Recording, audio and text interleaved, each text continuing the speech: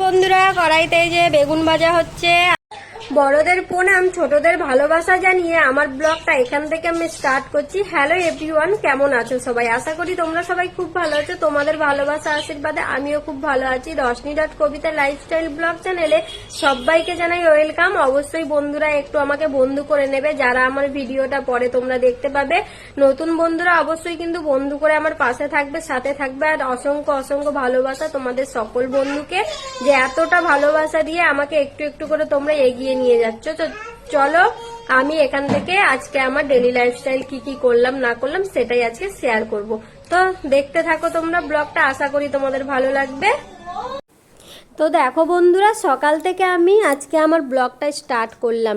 এখানে দেখো রুটি আর ঘুগনি নিয়েছি। আজকে তোমাদের দাদাভাই বলল যে রুটি আর ঘুগনি যেহেতু আছে, তাহলে আজকে আর বাইরে থেকে নাস্তা আনবো না, সকালবেলা তাহলে এটাই খাওয়া হোক। দিয়ে আমি বললাম ঠিক আছে চলো তাহলে আজকে সকালে ঘুগনি আর রুটিটাই খেয়ে নিই আমরা। তারপরে দেখো এই যে ব্রেকফাস্ট করে নিলাম। এবার চলো রান্না থেকে শুরু করব। বন্ধুরা, কড়াইতে যে বেগুন ভাজা হচ্ছে। আজকে দুপুরের মেনু, রবিবারের এটা ভিডিও শ্যুট করছি। বেগুন ভাজা হবে। আর এই যে রশনি সোনার জন্য ডিম সেদ্ধ করেছি, রসুন কেটেছি, আলু কেটেছি, পেঁয়াজ কেটেছি। এখনো বাজার থেকে সবজি আসবে। আর এখানে দেখো এই যে ডাল সেদ্ধ করেছি। ডালটা বেগুন ভাজা হয়ে গেলেই ফোড়ন দিয়ে নেবো। এখানে আছে দেখো সর্ষের শাক, ঠিক আছে। আর এই দেখো শুকনো লঙ্কা কালি জিরে ফোড়ন দিলাম। সর্ষের শাক কীভাবে ভাজা করে আমি জানি না, জানো তো বন্ধুরা। ওই কারণে আমি এই যে কালি জিরে ফোড়নটা দিয়ে সর্ষের শাকটা ভাজা করব। আর দেখতে দেখো ক্যামেরায় বাও, জাস্ট অসাধারণ লাগছে কালারটা। দেখো সবুজ জিনিসটা ক্যামেরাতে একদম দারুণ দেখতে লাগে, কিন্তু এটা কিন্তু মানে মানতেই হবে। দেখো বন্ধুরা, নুন দিয়ে দিয়েছি, হলুদ দিয়ে দিয়েছি। আর শাকটা দেখো একটুখানি হয়ে গেল। দেখো এবার চলো সুন্দরভাবে ভেজে নিই।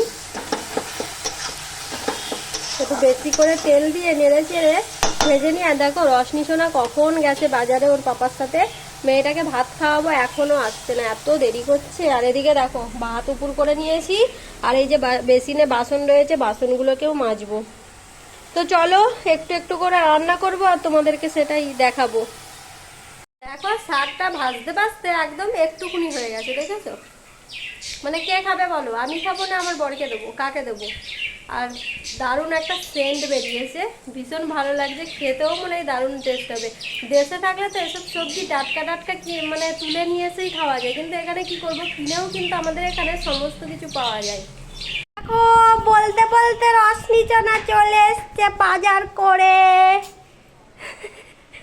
চলে এসো। উরি বাপরে, উরি বাপরে, চলে গেল দৌড়ে এ মাথা থেকে ওই মাথা। চলে আসো। কি বাজার নিয়ে এসছো? কি বাজার নিয়ে এসছো? হ্যাঁ, পাকার পাকার।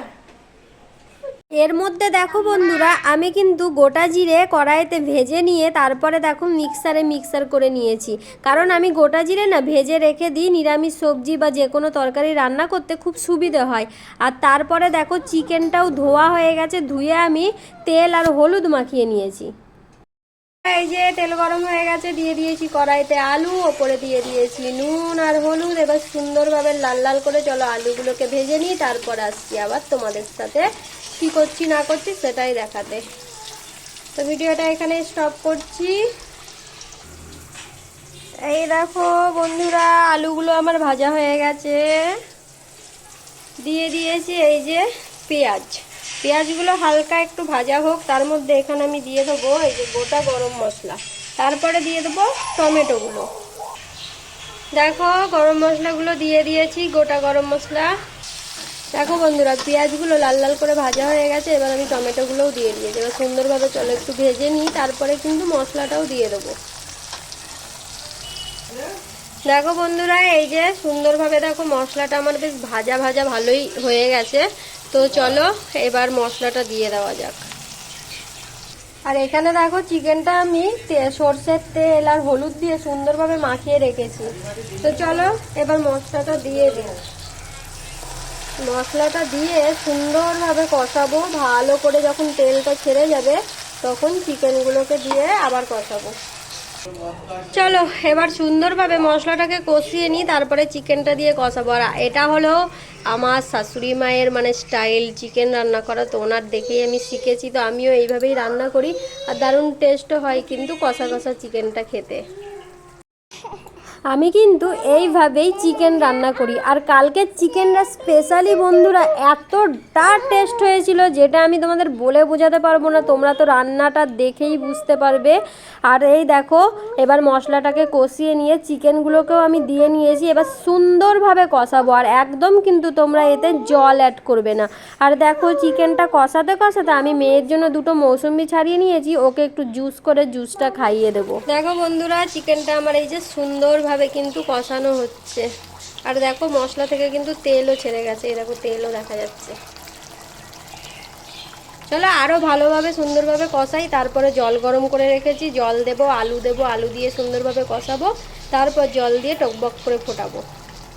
আর মেয়ের জন্য এই যে জুসটা করে নিলাম এখানে রেডি।